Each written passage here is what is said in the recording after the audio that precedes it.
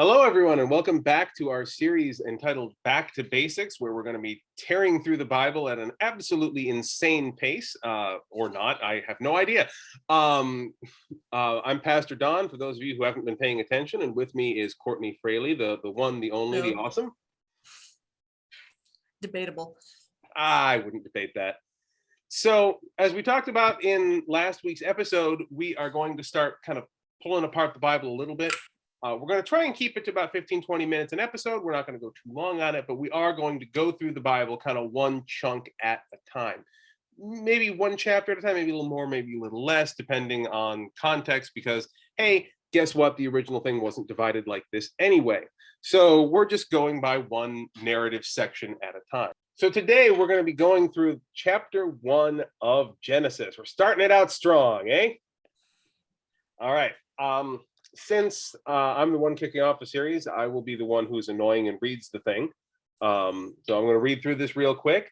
For those of you who are following along, we are working off the NRSV UE, the updated edition of the NRSV. I have that through the Word at Hand app, which is clumsy and annoying, and I don't recommend it, but I spent money on this, so I'm going to stay committed to it. However, you can get that also now through Bible Gateway. So I'll drop a link in the description for that if you want to check it down and read along with us. So I'm going to go ahead and get us started. And for those of you who know me and are waiting for me to do it, no, I'm not going to read it in Hebrew. All right, Genesis chapter 1, the 6 days of creation and the Sabbath. When God began to create the heavens and the earth was complete chaos, and darkness covered the face of the deep, while a wind from God swept over the face of the waters. Then God said, "Let there be light," and there was light. And God saw that the light was good, and God separated the light from the darkness. God called the light day, and the darkness he called night. And there was evening, and there was morning, the first day. And God said, "Let there be a dome in the midst of the waters, and let it separate the waters from the waters." So God made the dome and separated the waters which were under the dome from the waters that were above the dome, and it was so. God called the dome sky, and there was evening and there was morning, the second day. And God said, "Let the waters under the sky be gathered together in one place, and let the dry land appear." And it was so. God called the dry land earth, and the waters that were gathered together he called seas. And God saw that it was good. Then God said, "Let the earth put forth vegetation, plants yielding seed and fruit trees of every kind on earth that bear fruit with the seed in it." And it was so. The earth brought forth vegetation, plants yielding seed of every kind, and trees of every kind bearing fruit with the seed in it. And God saw that it was good. And there was evening and there was morning, the third day. And God said, "Let there be lights in the dome of the sky to separate the day from the night, and let them be for signs and for seasons and for days and years. And let them be lights in the dome of the sky to give light upon the earth." And it was so. God made the two great lights, the greater light to rule the day and the lesser light to rule the night, and the stars. God set them in the dome of the sky to give light upon the earth, to rule over day and night, and to separate the light from the darkness. And God saw that it was good. And there was evening and there was morning, the fourth day. And God said, "Let the waters bring forth swarms of living creatures, and let birds fly above the earth and across the dome of the sky."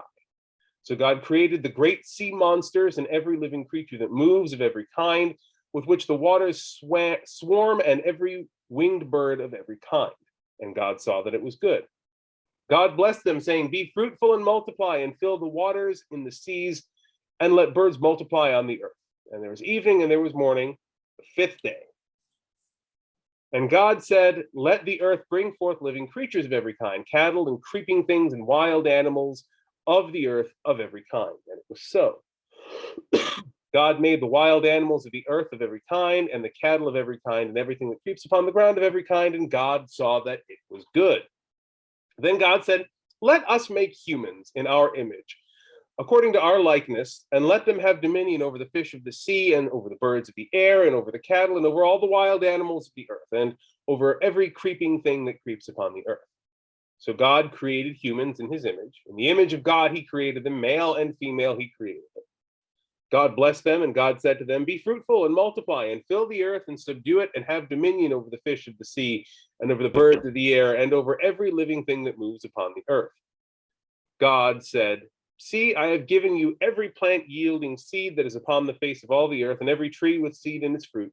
You shall have them for food. And to every beast of the earth, and to every bird of the air, and to everything that creeps on the earth, everything that has the breath of life, I have given every green plant for food. And it was so. God saw everything he had made, and indeed it was very good. And then there was evening, and there was morning, the sixth day. Thus the heavens and the earth were finished in all of their multitude. On the sixth day, God finished the work that he had done, and he rested on the seventh day from all the work that he had done. So God blessed the seventh day and hallowed it, because on it God rested from all the work he had done in creation. These are the generations of the heavens and the earth when they were created. Now, eagle-eyed readers may have noticed I skipped into Genesis 2 a little bit, because chapters are a more recent invention, and the story actually ends with verse 4 of Genesis 2. So that is the first creation narrative. So, all right, Courtney, you're our canary in the coal mine here. First impressions? Well, I mean, on the one hand, it's kind of easy to just sort of zone, because like, as someone who grew up in the church and everything, like I've heard Genesis 1 a lot. I've heard it a lot. So it sort of becomes, like something, by heart, where it kind of loses something along the way. That said, Psalm 23 that way. Huh? Kind of like Psalm 23 that way. Yeah, very much so.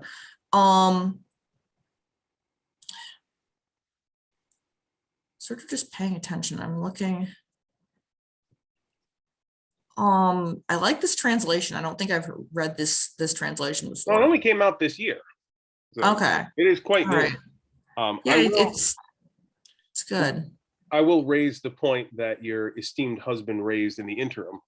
That you will note that the lights in the heavens that define what is day and what is night came about on the fourth day. So we already have a mild timing inconsistency for you biblical literalists out there. Yeah. How do they measure time? Yeah. Before anything existed, how do they measure a day without the sun? Yeah. And the easiest answer, of course, is that it's never been, I should say, seriously considered that the term actually refers to a 24-hour modern period of day. Like the term, I think it's yod, the Hebrew word for day there, is used in this context to just generally mean a period of time by which we are referring to a day for convenience, and not meant to be like a literal selection of 24 hours. In fact, I forget exactly who, but one of the earlier Christian writers, one of the earlier Jewish writers, went on about this, mentioning the line that comes later in the Bible that says that, a million years is the blink of an eye to God. And that, like, as you're interpreting this, you got to take that into account too, because clearly our definitions of time when we're dealing with God are for crap. Well, and how was God meant to reveal in any possible way in a vision to a mortal, flawed human mind? Yeah. Especially generation upon generation ago. The concept of like billions of years, like how do you possibly, like, there's going to be some allegory, there's going to be some, this is the best way I can describe what I saw. And I think you raise an interesting point here that we rarely ever consider, in that by definition, this story has to be something that was revealed and not something that was witnessed. Yeah. Because, spoilers for a 4,500-year-old text that was based on an oral history dating back tens of thousands of years or more. The story ends, this chunk of the story ends with the creation of humans. So as this is a text produced by humans, we could not have witnessed the things what are in it. Yeah. So it has to be a revelation. A revelation. There's nothing else it could be. As such, we have to take it as something that is mediated by being filtered through the brain of, one of these particularly hair-free monkeys. Some more than most, but the end result of it is, we get something here that, and this is something actually my very technically my second sermon I ever preached was on Genesis 1. And I talked about how it is one of the great things about this, that if you abandon a literalist interpretation and look at the general arc of things, like the act of creation in Genesis 1 isn't largely dissimilar from the process of stellar formation as we modernly understand. Yeah. Well, Yeah. I've always thought, I mean, I even had like a corny keychain about it. I think when I was in like middle school or high school. Yeah. I mean, let there be light sounds like the Big Bang to me. You know, you're not wrong. You know, an explosion of energetic particles would definitely have a lot of light and heat. Like, you know, scientists throughout the ages, including Stephen Hawking, who, you know, I love to read from time to time. You know, good light reading, right? You know, even he, in describing the Big Bang, notes it as this period of insanely intense heat and light and energetic particles through which all of creation is just the continuing explosion of that moment. Like, we're literally living in the latter half of an explosion. So let there be light. That was literally all the light right there. That's what the Big Bang was. Or if you'd prefer, might I direct you to the episode of Star Trek Voyager entitled Death Wish, whereby a rogue Q teleports them to the formation of the cosmos. Same thing. And if you thought you were going to get through this without me making a Star Trek reference, you were dead wrong. But no, I'm entirely on board with that. I have been for a long time. I've never gotten looking at the creation story, especially a lot of things, a lot of biblical things, but specifically looking at Genesis and creation and all that, and not like seeing science as at odds with that in some way. It's like, no, just because you understand how it works more doesn't mean it didn't happen. Like, come on. Yeah. Something I once told somebody a while back is that if we consider the Bible to be inspired, if not directly authored, by God, and we consider reality to be the same way, like the reality obviously is created and written by God.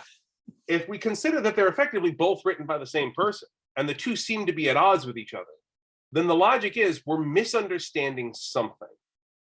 And if science can make its case, then it's clearly the Bible we're not understanding. Yeah. Yeah, no, I don't know. It's one of those things that I've just for years been like, why is there so much argument over this? Like this vitally important, very basic thing that, like, science isn't at odds with God. Science is how we describe creation, how we understand it. It doesn't negate anything. Like, stop being so angry about this of all things. And even some of the more, and this is one of the things that truly amazes me, is even some of the more obscure aspects of the formation of our solar system play into this pretty well. Like, we get in verse 9 and 10. The waters are gathered together, you get dry land that's formed, and then you get all this vegetation comes out. Like, that was pretty much the first explosion of life on planet, was single-celled organisms and then vegetation.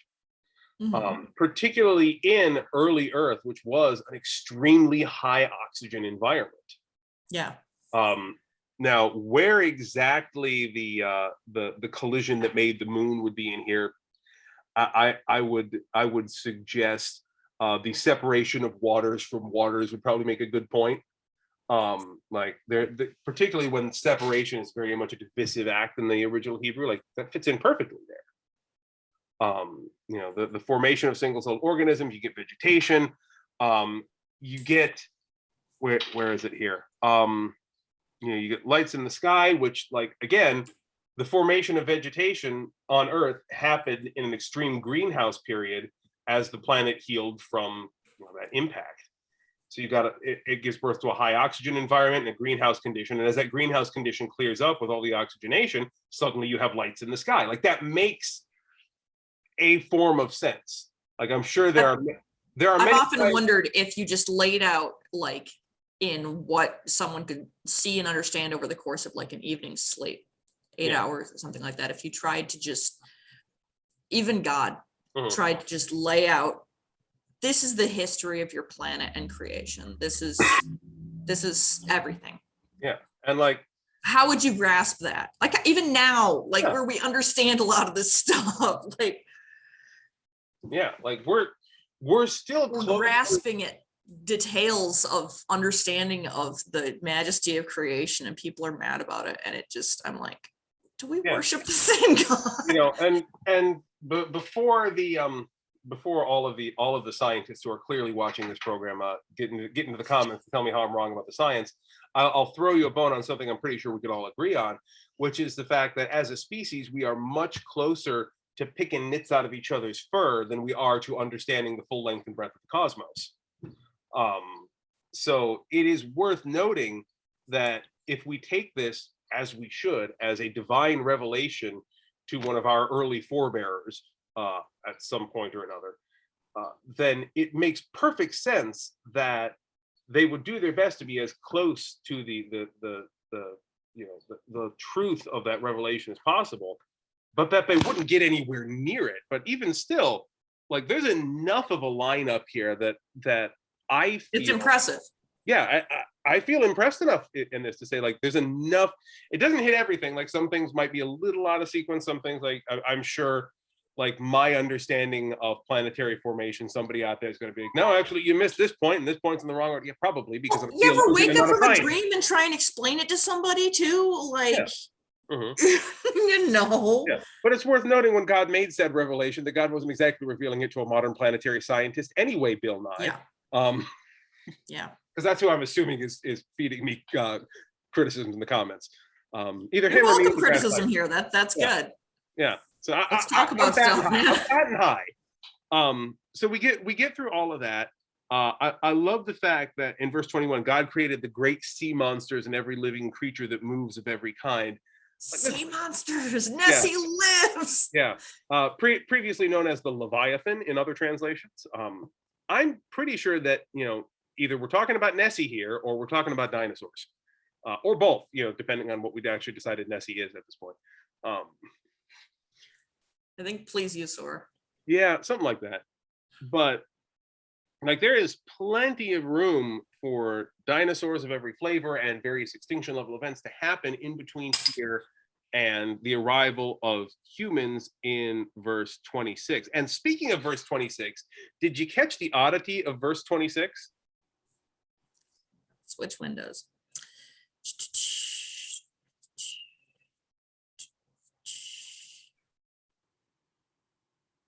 Oh, the hour. Yeah, people don't like to talk about that one. It plays well into. Can you talk about the original language and how that incorporates this? Well, I'll say as a side note, it plays well into modern Christian understandings of God as Trinity. So if you're reading this with a modern Christian lens, which I'm not always going to say is the right idea, then you can see. But you would see where someone would make that connection. Yeah. If you were reading this with a modern Christian lens, this is where the words epic foreshadowing pop up on the screen. But if you're not, and again, you shouldn't necessarily always look at it this way, because this was a Jewish text long before it was a Christian text.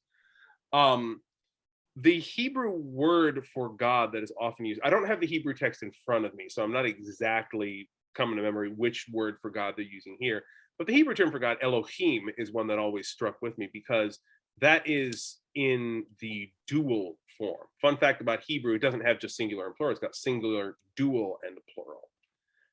And that is one of those things that the reason for that is linking text on screen, never conveniently explained. What? Yeah. That seems like an important note. It kind of does. Some people have gone on record as saying it's just a grammatical inconsistency because grammars are never universal. Fine, fair enough answer. Language changes. Language is freaking weird is a legitimate answer when you're talking about ancient languages. And before we talk about the fact that Hebrew is also a modern language, I will note that these are two very different languages, even though modern Hebrew comes from ancient Hebrew. Ancient Hebrew, particularly the kind of like the ancient Hebrew we're looking at here, is still quite different from modern Hebrew. Anyway, shoot, try and read like Old English, and that's nowhere near as old. Yeah. Like, I can't read this. I can pick up like a third of the words. Right. So like there is a lot of stuff like that. Why is heavens in the dual as well? Because the word for heavens back in Genesis 1, hashamayim, is also in the dual, same conjugation, even. So like why is it specifically two heavens? Like wouldn't it be just a general, like a plural there?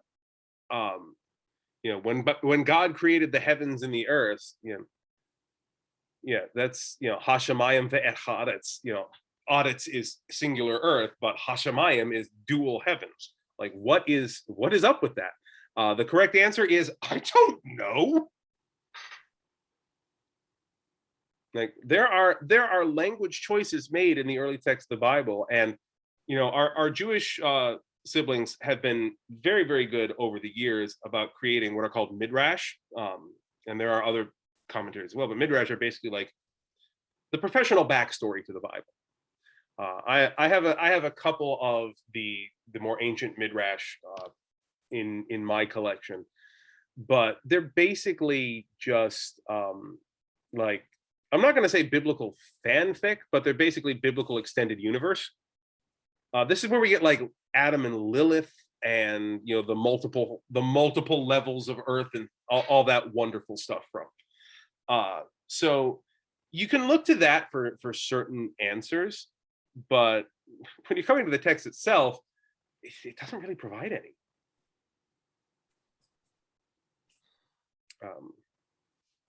So that's all I've got for that, other than to make a mention of the fact, and we will revisit this as we get through Genesis, the chunk from verse 28 on to the end, particularly where we talk about verse 28. Be fruitful and multiply and fill the earth and subdue it and have dominion over the fish of the sea and over the birds of the air and every other living thing. Mm-hmm.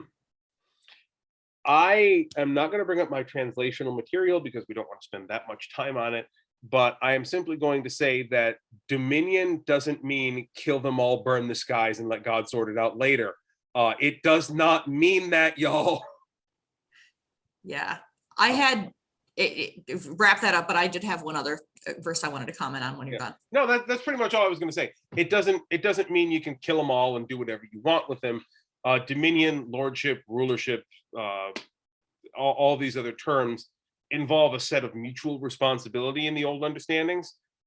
So we'll talk about that more later. But yeah, it doesn't mean you can light the planet on fire and God will sort it out. That's not what it means, biblical literalists. You're wrong about that. Moving on. So new can of worms alert. Verse 27. Yo. The male and female, he created them. I feel like this is one of those that gets constantly cited by like transphobes and people who have the energy to get mad about pronouns and stuff like that. As something that's like, oh, well, no, you're some kind of, abomination.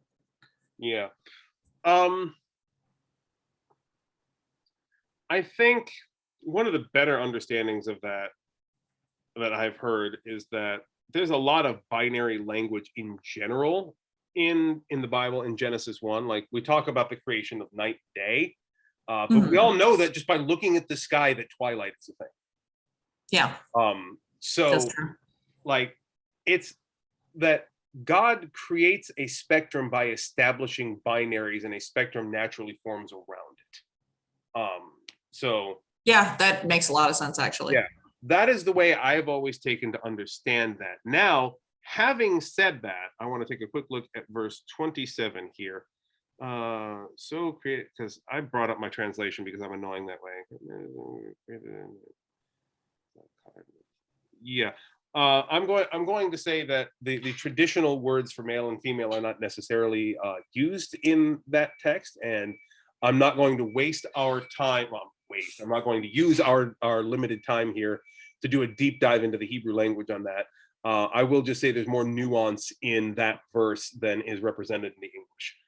But I'm going to stick with my Twilight explanation as the easiest one for us to work with for now. Well, I mean, it is pretty straightforward. Yeah, honestly, that's the way I tend to go about it. Well, and even if you're talking about like beasts of the air, sea, and land and stuff, like there's a lot of blurring and stuff there too. You've got birds that fly, just stay in the air basically full time, except for when they dive down literally into the water to pull out fish and stuff like that. Like it's all over the place. Yeah, God creates a couple things and then the creation emerges around that. It's not just God only creates these two things as they are. Like that's a theme throughout the creation narrative. Anyway, anything else you wanted to touch on, or should we call it for an episode? I think we're probably on time, so we should definitely. I think we've had enough to say about this one. If anyone's following along and playing the home game, feel free to send in a message or pop on the Discord server with any questions. That's definitely allowed. This is going on YouTube eventually, right? Too. Yeah. So comment, say in the comments, what your thoughts are that we didn't touch on, or what have you. Start a conversation. Yeah. Also, for the sake of being shameless, do the like and subscribe thing. You know how it is. So that said, next week we're going to dig into Genesis 2. We're going to have a smaller text to work with because we already read a little bit of Genesis 2 today. We're going to be talking about the second account of creation. Yes, there's two stories of creation. Why? Who knows? They're actually two totally different authors. We'll talk about that next week. So that's going to be for next week. That's where we get Adam and Eve and the rib scenario and all that fun stuff. So that's something for you to look forward to next week. So I hope you'll tune in for that. In the meantime, I want to invite you to do the like and subscribe thing that I already mentioned. There's also our website, our Discord server. If you're in Japan, come to the church physically. We want to see you, no matter who you are, no matter what you're associated with. Finally, you're a member of another church. Don't care, want people. Come join us at church. We're happy to see you. If you're not in Japan, we do via Discord just about everything that we do in person anyway. Aside from, food and stuff that we haven't figured out how to translate online yet. Until we get replicators, we're doing the best we can, all right? So come join the Discord server. We want to see you over there too. Links to everything down in the description. Anything else you want to add, Courtney, before we call it for today? I believe the current YouTube parlance is ring that bell. It's good for the algorithm or something. Yeah. What? something notifications. I'm a. If you think this is a message worth getting out there, help us get it out there. Exactly. The more organic I am a slightly too old Christian pastor. Yeah, I'm a slightly too old Christian pastor. I don't know the lingo for anything anymore. So yeah, do whatever you got to do to get us out there. Ding. All right. So that being the case, y'all, we'll see you next week for another episode of Back to Basics. Have a great week. We'll see you then. Bye, everybody. Bye.